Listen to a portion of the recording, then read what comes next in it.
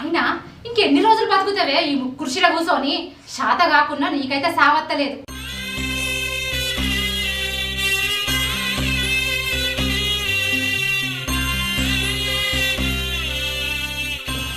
సత్తవని తిండి తక్కువ పెట్టినా కూడా అడ్డంగా తయారవుతానో కానీ సావైతే అత్తలేదు. ఇంకేం చేస్తే సత్తవి నువ్వు? నిన్ను భరించలేక నా తలకాయ పాడైతాను, నా చేతులు పోతాను నేను నీకు సేవ చేయలేక.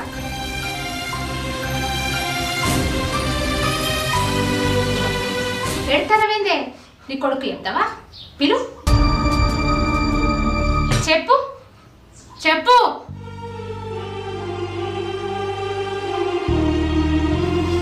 చెప్పినవనుకో బిడ్డ సంపెత్తా.